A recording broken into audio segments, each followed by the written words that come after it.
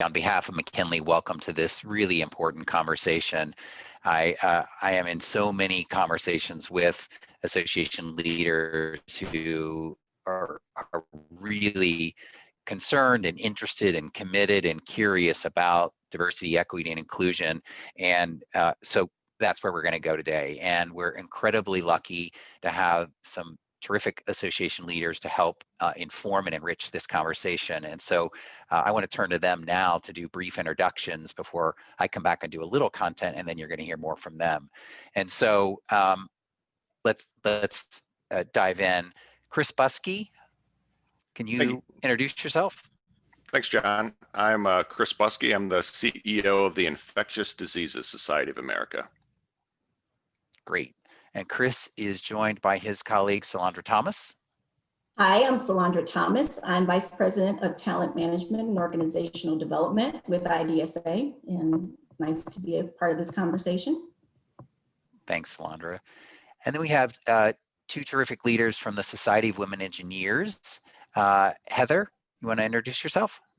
Yes, hello everyone. I'm Heather Doty, and I am the current president of the Society of Women Engineers in a volunteer capacity. Great. And Karen? I am Karen Hoarding, Executive Director and CEO of the Society, so our staff leader. Great. So I want to just talk a little bit about some of the things we've come to learn. I have just a few slides here that we want to share. And part of what I want to share is some research we did in partnership with the Association Forum to look at what they call welcoming environments, but it is this broader category of diversity, equity, and inclusion. And in that effort, we wanted to get some data that was association specific. So we talked to over 5,000 association members from a dozen different organizations, all sort of different kinds of focus and agendas to those organizations, as well as several hundred staff members, to understand the current perspectives that those folks hold on issues in this space. And so if we go to the next slide, you will see the first piece of information that we want to share is, 44% of the members we talked to had seen or experienced incidents of harassment, discrimination, or bias in the workplace in the last year. Of those 44%, fully a quarter have seen or experienced it in the last month. So this stuff is very real. It continues to go on, and it goes on in pretty uncomfortable ways.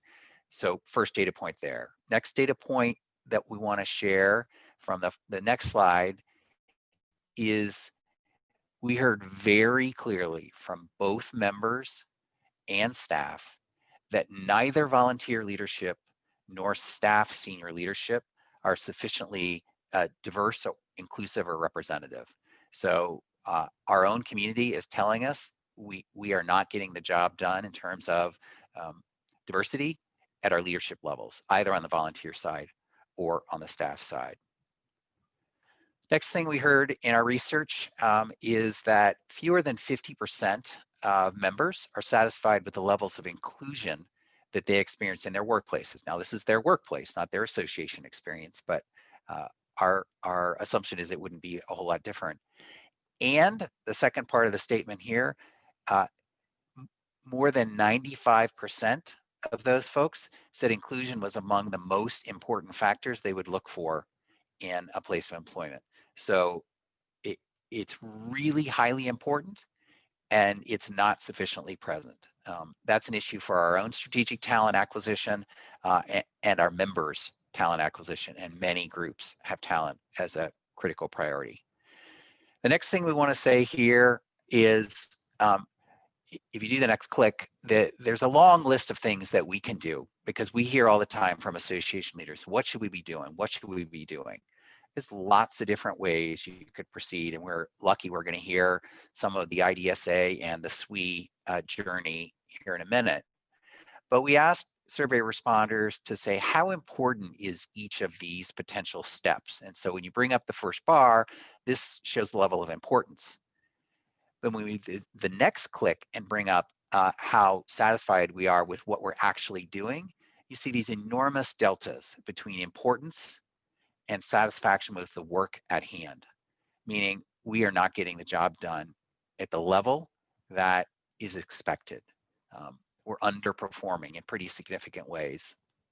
And so that's probably not deeply shocking to anyone, but it is important to say in the context of associations, we have some data that gives pretty jarring witness to the fact we've got work to do.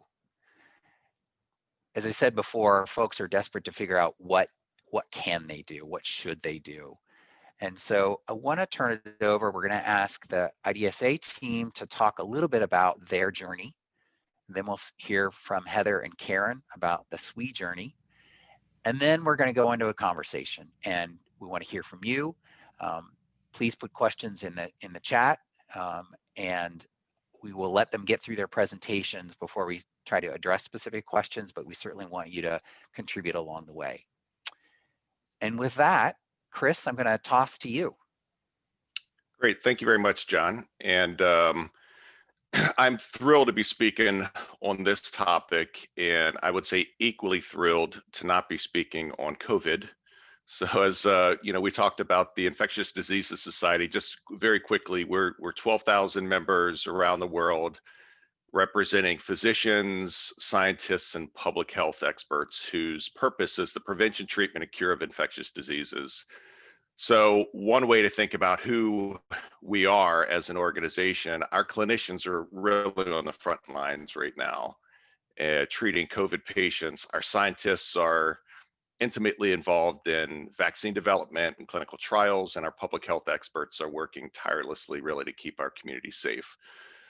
So I want to kind of step back to late 2016 when I started as the CEO of IDSA, and had the opportunity to go out and meet with hundreds of our members in various settings around the country. And the recurring message I heard was the society didn't look like me.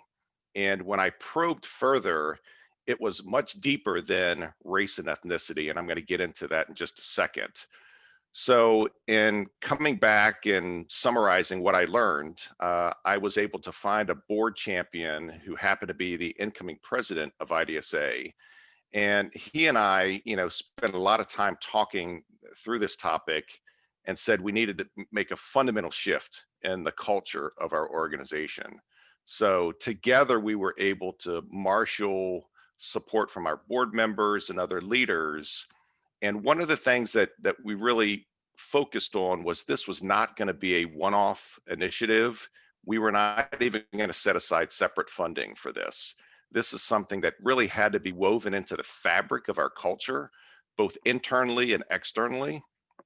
And I would say, thankfully, we've been able to do that since about 2018. And Solandra is going to spend a little bit more time talking about some of the specifics there. We also had a governance review planned that the incoming president was leading. So that gave us an opportunity to really talk about this IDA&E topic. And for us, it's inclusion, diversity, access, and equity. That's how we refer to this. So just a couple quick points here, and then we'll have more time to talk about these in Q&A. So first is, I think every organization needs to define this uniquely to match their organization and their culture. I alluded to this earlier. We define diversity very broadly. In addition to race and ethnicity, we talk about employment setting, geographic, academic versus private practice. We have a wide variety of kind of points that we look at when we go through and look at our governance structure and speakers and awardees and those types of things. And ultimately, what we're trying to get to is a governance structure that mirrors our members and the patients that we serve. The second is be careful about the metrics that you set. Make sure that they're truly driving change for the organization. And Solandra is going to touch on that. The next key point is around transparency. I don't think there's any better way to really hold yourself accountable than to share with your membership what your current diversity numbers are. And actually, soon after we formed our IDA&E task force, one of our members actually came to us, collected a lot of data points on our staff, on our governance, its speakers at our conferences, and published it all. So it's out there in the public now. So no greater way than to say we have work to do and we're going to be held accountable for it. And I'd say the last point here is ensure that you remove artificial barriers in your governance process. And what I mean by that is we had a traditional nominations committee structure and realized that was just not going to work for us where we were trying to go. So we completely had to change our bylaws to change the way our elections were done and transition to a leadership development committee. And this is a much more diverse group of members that are now charged with intentionally finding the best and most diverse slate of candidates for our board of directors. And not only that, they also oversee the appointment of committee chairs, which for us is the pipeline of future leaders getting to the board. So they kind of sign off on those appointments. You know, we like everybody else kind of open our applications online for board members and committee members. There was way too many barriers built into that for your everyday member to go in and apply. So we readjusted the way that we structured that and streamlined it. We also even conducted a webinar earlier this year, and we'll do this every year moving forward, and invited anyone who really wanted to be involved in the board to listen in on this on this webinar. And it allowed us to kind of highlight how people move through. I want to join a committee. I want to get into leadership in a committee. I'd love to get to the board. How do I get to the presidential track? We actually walk people through that, and they listen to current board members. The last thing I'll say is we're finally starting to see some significant results from this. And I'll just share one thing from our recent election. We moved away from contested elections to single slate election. And we were able to, for the first time in our 57-year history of the organization, have the most diverse group of incoming board members and our first person of color in the presidential track. So I think with that, I'm gonna turn it over to Salandra, who has kind of brilliantly worked with our IDSA task force, society leaders, and our staff, which I didn't really mention here, to make great strides in just a few years. Thanks, Chris. So just a couple of things that have been really helpful that I'll highlight to guide our work in this area, and that will complement some of Chris's points. Back in 2018, the board authorized a task force for a one-year term with the charge to develop a framework to integrate IDA and E's, our framing, throughout the organization. So we wanted to be thoughtful in putting together this group. We wanted to be able to not only engage some members who had previously served with us, but also talented individuals that we hadn't yet worked with. So after that effort, the task force's ultimate deliverables were, number one, to have board approved guiding principles and adding those to our core values. We also created a case statement and an IDA&E roadmap, which is really 5 fundamental elements that can center and ground our approach. The task force also created a full set of strategies that would help to guide our efforts really for the next several years. We also developed a list of metrics to help us track our progress, which has really helped us to be intentional about how we track data. Mindful that, as Chris said, diversity is defined broadly for us, not only race, gender, ethnicity, but professional setting, geographic location, professional affiliation.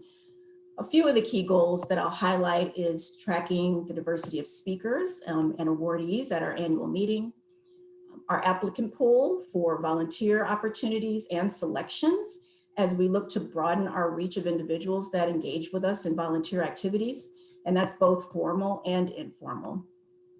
And also feedback on a sense of inclusion and belonging among members and staff.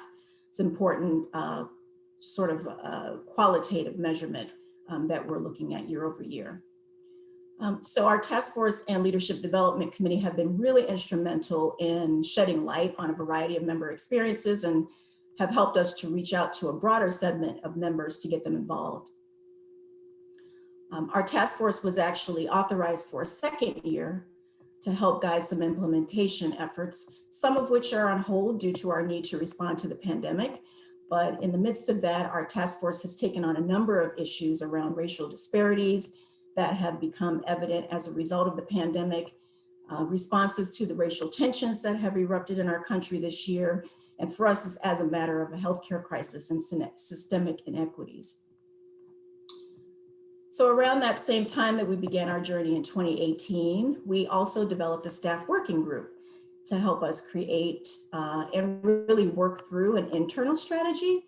And this includes activities such as surveys and trainings to implement processes, and also to be a sounding board to us as we respond to feedback. So between the staff and board, we've implemented several trainings on unconscious bias, allyship, having difficult conversations, all of which are really critical and foundational to this effort. And the staff working group has really helped us to gather great feedback to help us plan for additional sessions. Another step that we took earlier on that I'd like to share with folks is that we joined the CEO Action Pledge. So this is a CEO-led effort where signatories agree to advance diversity and inclusion in their institutions, offer unconscious bias training, and share successes and lessons with the community. And we've really benefited from being a part of this community and hearing some of the common and inevitable challenges of this work. And I'd say just generally liaising with other practitioners in general has been very invaluable in events such as this one. One of the other mechanisms, and links are included in our slide there, that we've used to share our journey under the leadership of one of our recent past presidents. We've produced 2 journal supplements that chronicle our work as an organization and offer insights and personal experiences on DE&I, or for us, IDA&E. And this is for the broader audience. So links to both of those supplements are in the slide that's displayed right now. And I guess lastly, again, from an inclusion perspective, we've received just some great feedback, both suggestions and reinforcements on folks' experiences, greater sense of belonging and engagement. Still have work to do, of course, but we've seen and heard a real sense of pride and passion among members and staff for this work. And selfishly, it's very fulfilling. It's really just been nice to see the expression of cultural pride when we highlight some of this work. So I think I will end my highlights there and turn it back over to the facilitator. Thank you, Salandra. Really appreciate it. And Chris, there's so much there. And I know there's some traffic in the chat room. Chris, you've answered a little bit. We'll come back to some more of those, but now I want to turn to the Society of Women Engineers team, Karen and Heather. Karen, I think you're going to start. Thanks, John. So the first slide, you can go to the next slide there, just shares a little bit about SWE. So we are about 42,000 members globally, primarily engineering students as well as working professionals. We do have some K through 12 programs as well, but they're not included in that number. Again, all engineering disciplines, all career stages, so a pretty wide range of membership. You'll see here our mission and our vision. These are sort of, I would say, guide the work that we do. And then our strategic goals and core values is really kind of how we work internally. So you'll see diversity and inclusion is one of our strategic goals. And I'll talk about how that came in when I talk about our journey. And then in terms of core values, inclusive environment, mutual support, and respect. Part of that. So obviously diversity, equity, inclusion, we're a diversity organization, but what does that journey of our own diversity, equity, and inclusion look like? So you can go to the next slide. So SWE, our journey so far, we were founded in 19 50. You'll see on Heather's background, it's our 70th anniversary right now. So surely as a diversity organization, we must have no issues with diversity, equity, and inclusion within our own society, right? Well, it's a resounding no. We definitely do. And so part of our journey, I would say over many years, the board has discussed how do we increase the diversity within our pipeline. We've had task forces, we've had work groups convened, data was gathered, and honestly, not much changed over that time. I remember when I first joined the society back in 2004, like that next year we had a board of 2020 task force that was going to look at what our board would look like and how things were going to change. And so, as I said, not a lot did change.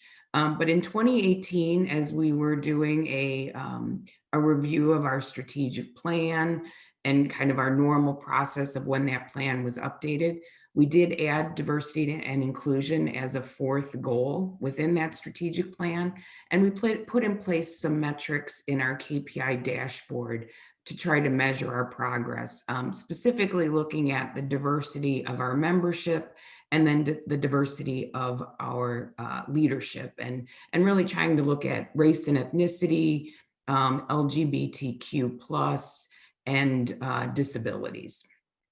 Then in 2019, at our member town hall, which is part of our annual conference, some members were very vocal about the lack of diversity in the board and in other leadership in the society. As we're sitting up there on the dais and looking around, not much diversity. And they were like, what are you going to do about this? And again, I think they were very clear that this was SWE leadership's issue to fix, not the women who were from these different communities to fix. And, you know, we also saw some, excuse me, some pointed things on social media, you know, when pictures would be posted of the board doing different activities and, you know, our congressional visits, which is all around diversity and STEM. And they're like, oh, diversity and STEM, that's rich kind of things, which, you know, it's like taking a bullet when you see those things. So we move into 2020, we issue a statement condemning the murder of George Floyd and really acknowledging the need for us to do more in terms of our own organization, that now was the time, no more talking, we were moving to action. And Heather was our incoming president. She was president-elect at the time. She said, I am going to own this during my year, and we are going to make some progress. And so Heather, I will turn it over to you now to talk about the journey this year.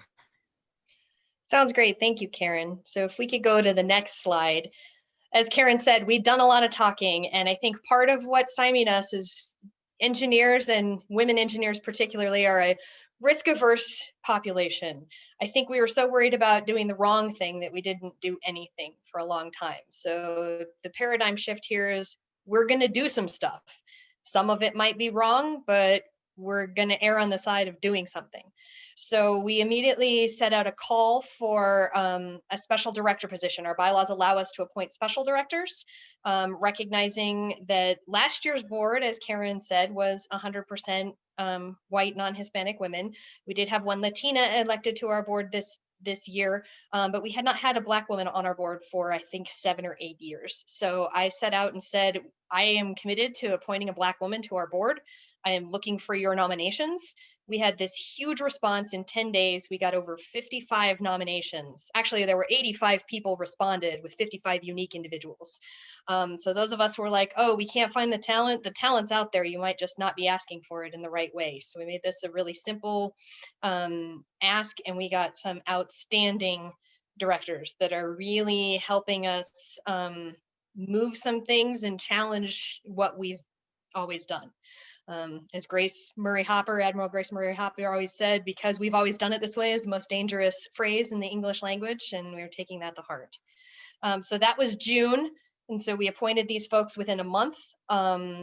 In July, we hosted 2 listening town halls to hear specifically from our women of color on their experiences within SWE, and we got some really honest and candid feedback, and some of it was really hard to hear. We also set up as a part of that an anonymous survey for folks well, we set up a survey. It didn't have to be anonymous, but it could be.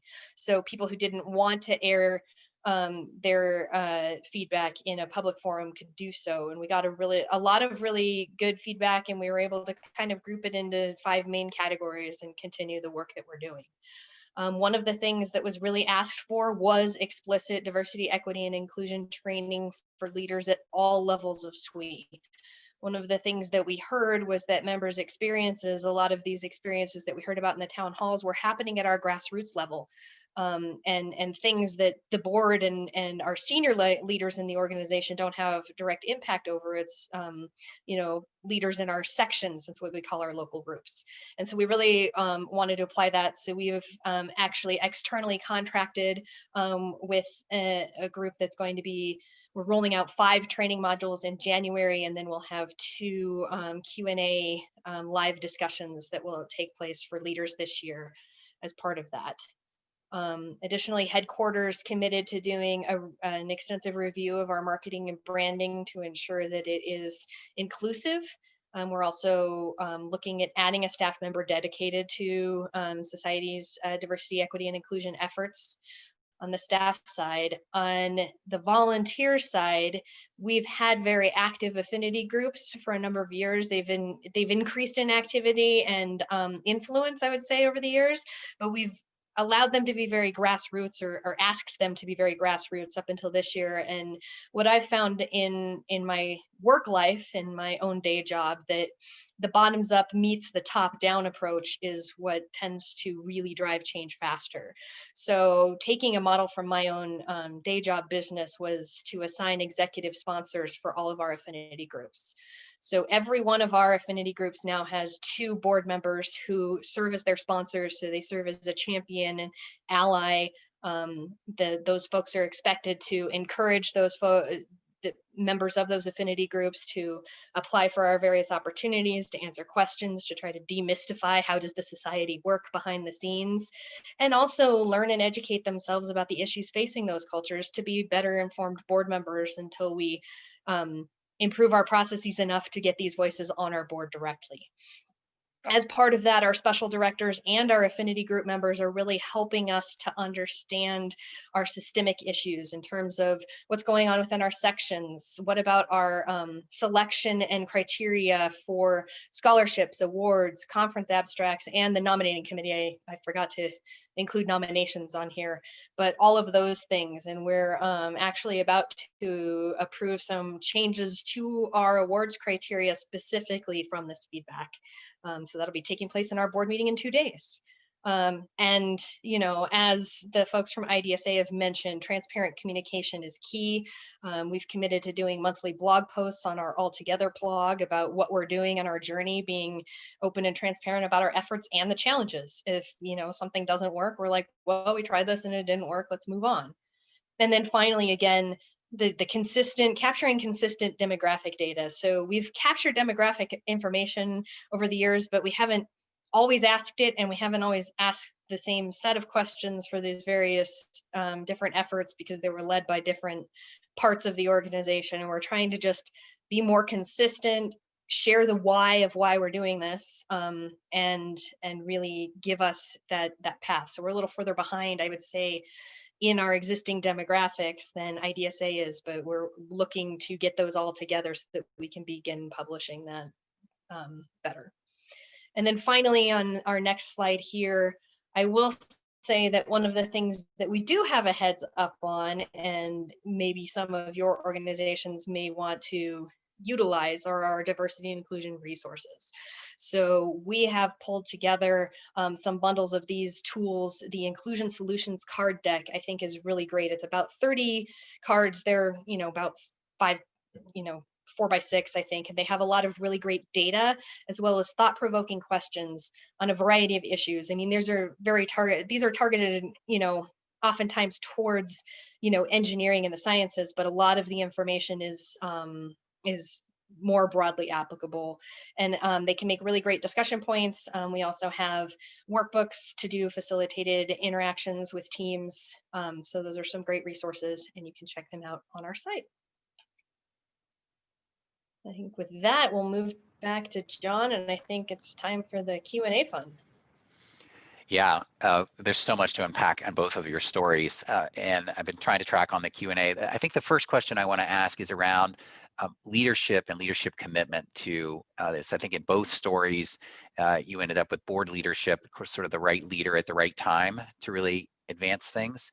But what would your advice be to others who may not feel like they've got the right leader in the right chair currently, or trying to figure out how to activate somebody who they see potential to really provide the member volunteer leadership here? And Heather, I'll start with you because you currently sit in that same kind of chair, but then I'm gonna let others chime in.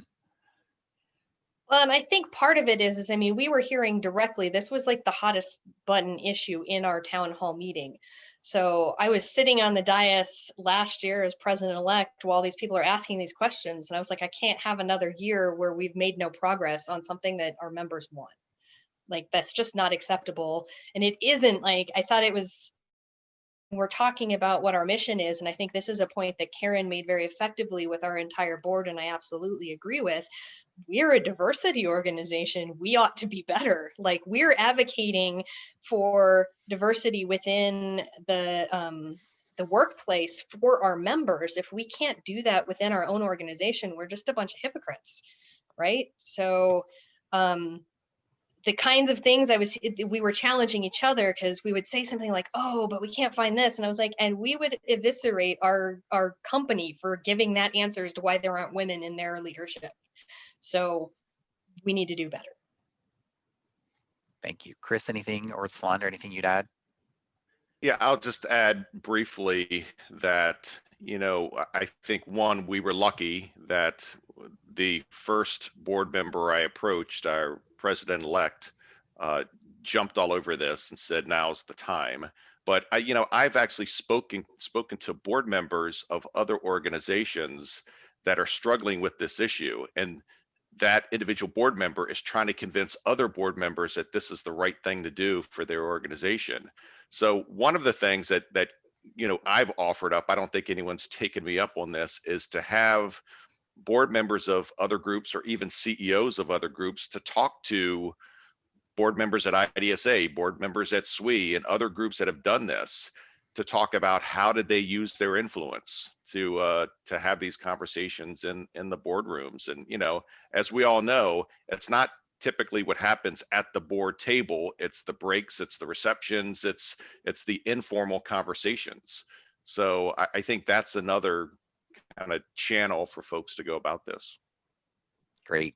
Yeah, I would echo that, Chris. I mean, I've actually done that with a few of the other CEOs from diversity engineering organizations, where we've gone to some of the discipline society meetings and done panel discussions and talked about our own journey and also the business case. When you share some of the demographics, particularly in the US, of just the US population and the STEM degrees and that sort of thing. I mean, much like you would do with an industry partner to show them the business case.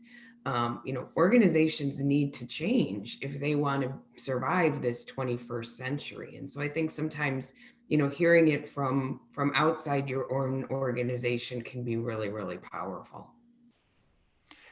Karen, I'll just pick up on Rhonda posed a question here that what is SWE's relationship with other organizations that are race or ethnicity, like the National Society for Black Engineers?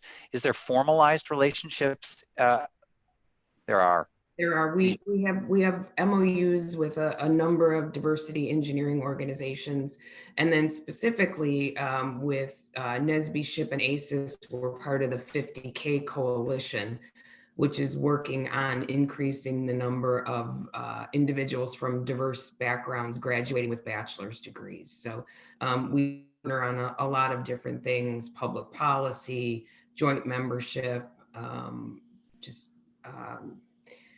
anything and everything that's going to kind of help change the face of engineering. Got it. Salandra, I think you might have been jumping in. Did I get that right? Yeah, the only other thing, I think great points on this question. The only other thing I was going to add is, we've been fortunate once we started this effort to, we put out a call for expertise in this area, and have had the pleasure of finding other organizations within, other individuals within our organization that literally have decades of experience of doing this kind of work in their institution, that have really added to the list of champions that we can call on to move things forward. Great. So clearly there's a lot of energy. I knew this before we got into this session, but I'm seeing it even now around metrics and measurement and data around this. So let's talk about how you've approached it and whatever advice you would give to others who may be, very nascent in their effort to try and figure out how do you measure performance here. Chris, anything you want to? I think I'd rather kick it to Salandra, because she's actually been intimately involved with our task force over the last couple years in thinking about developing the roadmap that's ultimately approved by our board, but then kind of the metrics behind it. Yeah. So, everybody has to start somewhere. We're fortunate enough to have some information already just in terms of diversity and demographics, again, defined broadly for us. With the metrics contained in our roadmap, we're able to really be, again, intentional about what we're tracking and see what other data and information, qualitative and quantitative, that we need to track. But we just started from where we were in 2018. And, there were some things that we already knew, but just capturing the data on, for example, individuals within our volunteer structure, looking at the demographics of our board, looking at the entire volunteer structure, looking at our speakers at our annual meeting and awardees, and really looking to develop processes to influence those, with the thought that the processes need to work at least as well for the underserved or underrepresented group than it does for the entire population if you're going to see some movement. So those are just a few metrics that we highlight, but we're still building on that list.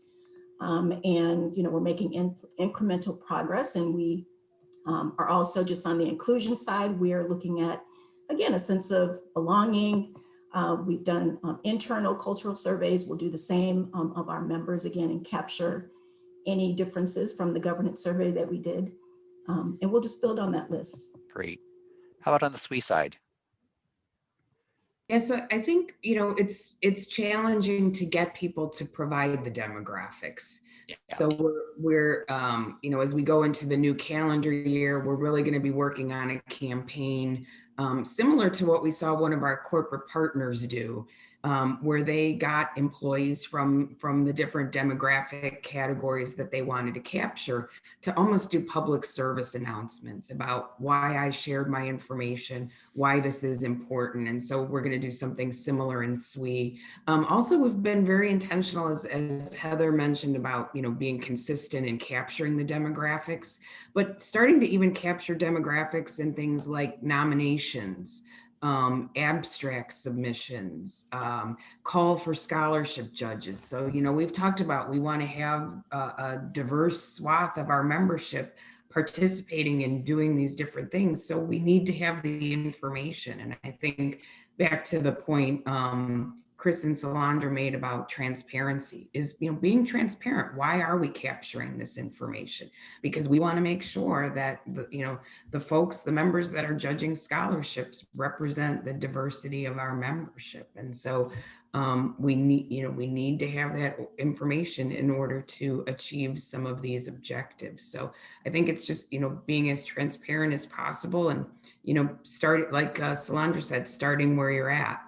For us, it was just starting to capture some of that basic information and encourage people to provide it. So I would say this is probably one of the more challenging parts of the journey, is figuring out what you're going to measure, and then how do you get that data consistently. And Heather, I'll let you jump in. I don't know that I have anything additional to talk about on the demographic or on the measurement. I mean, everything you said was spot on about what we've been talking about. I think a key thing I heard in both your stories that is, I would encourage others to pay attention to is just start with where you are. Like, don't try and have the perfect data set right out of the gate, or we can't do this unless we're doing everything. It's just start. I mean, that's kind of a mantra across all of this work is there's so many complexities here. You can get paralyzed pretty quickly and with overwhelm, but certainly on that measurement of performance side, just start gathering some stuff and build as you go. I definitely And heard that. I think there's a hesitation to do that because if you're just starting your journey, you know it's not going to look great, but at least then you know there's room for improvement. So make progress. I want to pick up on that point you just made, Heather, and the words I'll put on it is willingness to be vulnerable, willingness to look bad, willingness to say, look, our story isn't great right now, or we didn't say that right, we didn't address that right. What's your advice for others who might be listening or might have volunteer leaders who are like, we can't do this because it's going to bring shame on us or it's going to look awful? How do you navigate through that? Yeah, Chris. I'm happy to start here, John. So, as I mentioned, our laundry, I don't know if it's dirty or not, but our laundry is out there. It's published in our journal. It's publicly available. Anybody can go to it. I think we'll share some of the links with the presentation here. And, in some cases, it doesn't look good. And I think that's one way of just getting it out there. And this is one of the things that Salandra and I learned when we joined the CEO Action for Diversity and Inclusion, which is a group that maybe we can talk a little bit about here later. But one of the key things that they talked about there is CEOs and other leaders being incredibly vulnerable in this topic and just say, we are not going to get it right out of the gate. We might not get it right the second or third time either, but just sharing that story with your employees, with your members is just critically important. And, I'm continually educating myself. We are continually educating our board members. As an example, we used to do training, maybe once a year, once every other year. We try to carve out time in most of our board meetings now, something around this topic. And it doesn't always have to be a consultant. Solandra's done a couple board trainings for us around allyship and implicit bias. We actually had something at a board meeting where she created this IDSA bingo game. So as we went through the conversations, people could kind of, on a little board that they printed out, kind of track behaviors of board members throughout the board meeting. And then we had a conversation after the board meeting. How did we do? Did people feel inclusive in this conversation? Where did we fall down? And those are tough conversations to have, but they're critically important. Yeah. I would just add to that, when you do something like a listening town hall, it's about listening. And so I think, for a long time, when we would hear negative feedback, we were defensive. We wanted to point out, but we've been doing this or we've been trying that. And I think when we went into the listening town halls, it was like, okay, I'm going to sit on my hands. I'm going to be quiet and I'm going to listen. And even when, as Heather said, when some of it was really hard to hear, it was like, we can't improve if we don't know what we need to improve on. And so, to hear the things that members were experiencing, some of it was just like, oh my God, how can I be leading an organization where that's happening? But now we know, training is one of the issues that we need to work on. And so we're doing that. And so I would say, don't be afraid to hear the negative, because you won't know where you need to start if you don't hear that negative feedback, and kind of be vulnerable, John, I think, as you were saying. Yeah.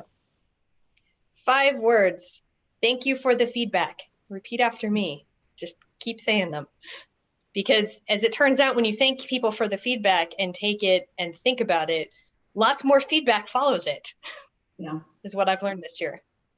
Yeah, and just briefly, I'll say that this is the power of events such as this, and the power of communities such as the CEO Action and others that have come together, is you have to do this work in community, and not one organization that you'll talk to will say they've done it perfectly. And I have been very thankful for colleagues that have shared their experiences and their lessons and mistakes. as we were starting this in a comprehensive way, I think community in doing this work is very necessary. All great points. I just add a little story I heard recently from a CEO of a very, very large medical and scientific group who has a long history of really working. They're pretty far into their DE&I journey.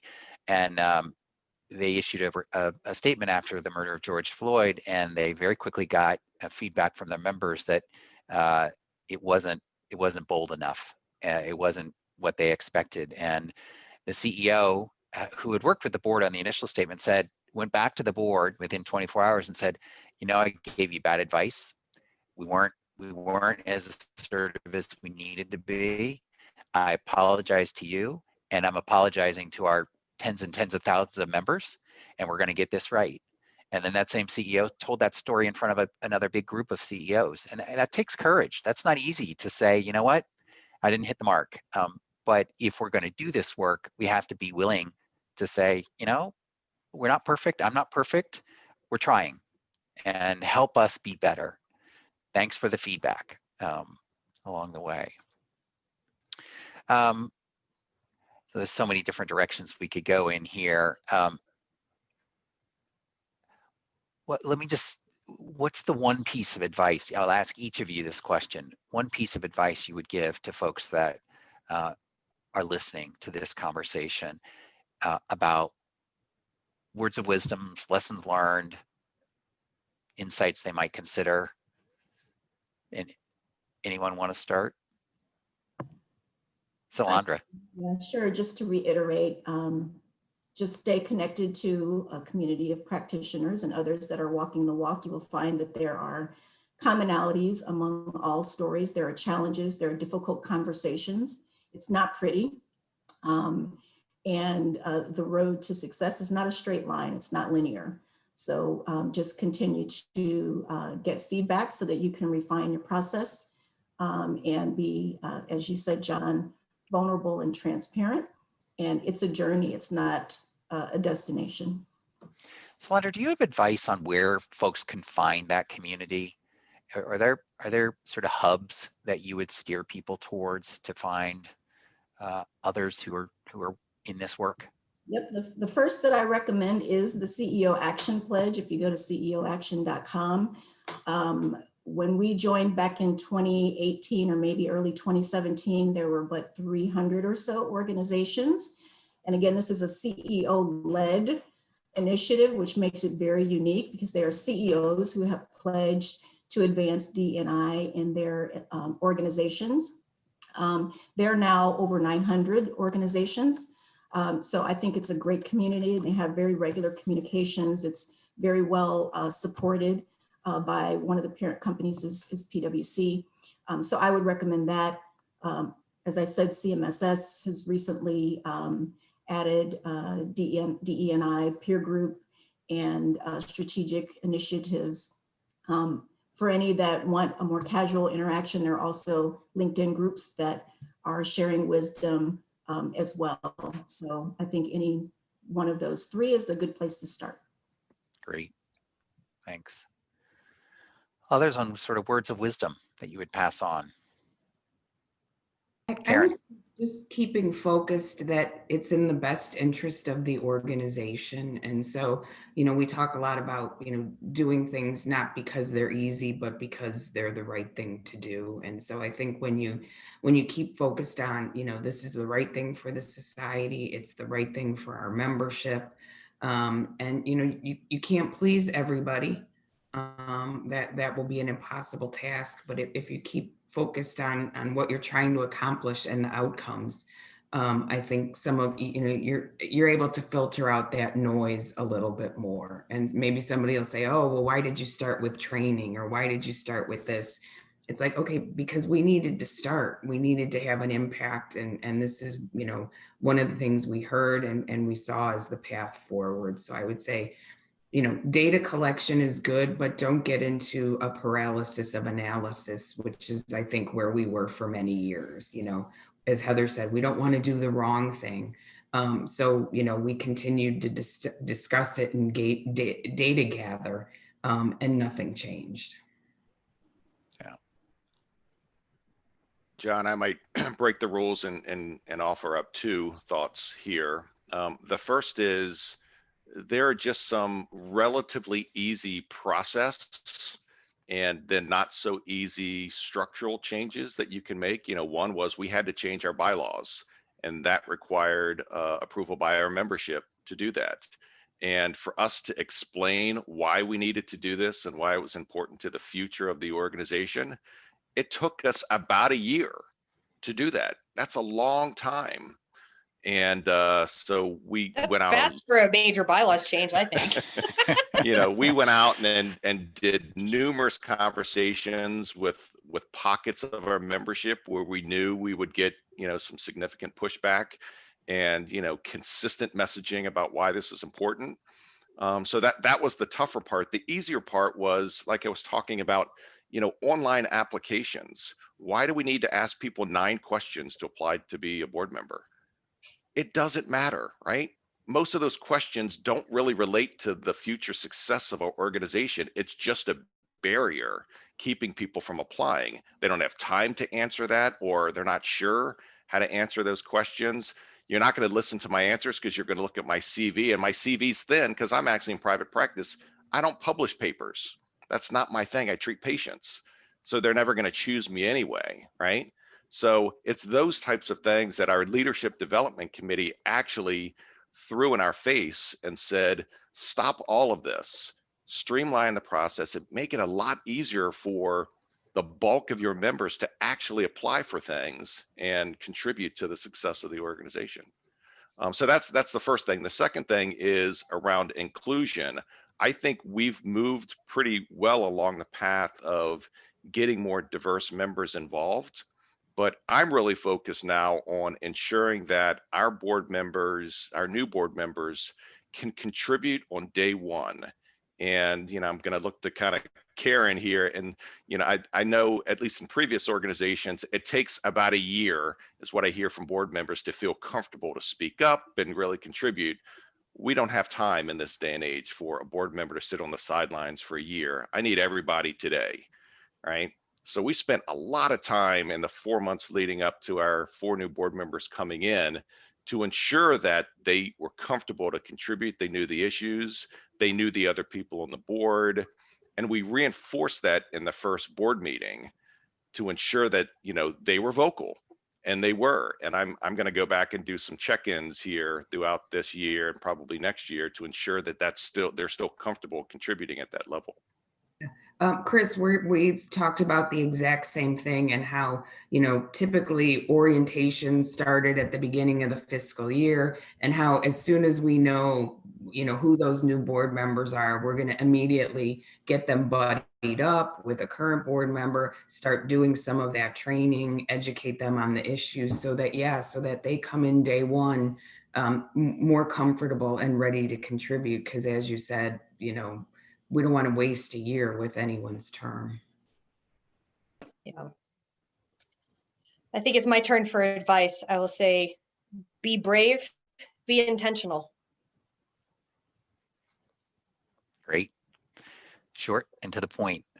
I want to hit, and Slandra, you did a little response in the chat, but we mostly talked on the member side, but let's talk a little bit about the staff side of this conversation and the work to be done there. Could either of you, either group, talk about what are you doing with your staff? What are their expectations, and how are they fitting into the overall prioritization you're placing here? Slandra, I'll start with you. Sure. As I said, when we started our effort back in 2018, at least in a comprehensive way, we formed our task force. We had our leadership development committee in progress. We also formed a staff working group, and this was and is 8 or 9 members of staff that said, I'm really passionate about this. I want to spend some time helping to move this forward. We developed a charge for that group to help us with internal education, process changes, because we're implementing a lot of the suggestions that might come from the task force and other entities. So it's really to serve as a complement to the other bodies that are doing such great work. And in our initial year, we met monthly with that group and developed an internal strategy from educational topics that both the group and the staff we felt was important to deliver to them, just to give folks a good foundation. So what am I dealing with? What's the history of these issues? What is unconscious bias? And what does this mean for how we implement this work? Just to really give some foundation. They've also helped us to implement a few now staff surveys that have measured inclusivity, again, sense of belonging in our organization, in addition to some of the other metric-driven indicators that we're taking a look at. So any staff programs, we've had a couple of staff retreats at the time or offsite where we took a half day or so and just focused on this topic. We've had staff members participate and help to lead segments of the training. So we like to get them involved as much as possible and continue to do that. That's great. And I'll just add from SWE. So similar things. About 2 years ago, we did a culture survey of staff and actually formed a culture task force that has now evolved into a full-fledged employee resource group. And one of the first things that group did was kind of prioritize what did they want to work on, what did they think as a staff team we needed to work on, and DE&I came to the top of the list. So the training that we're rolling out for our leaders, staff is also going to participate in that. We are going to have our subject matter expert do a private session with the staff to talk about issues and questions they may have had from the training. So we're really trying to involve them in all the things that we're doing from the member side to make sure that we're doing that internally as well. And they're excited about it. They're really looking forward to it. That's awesome.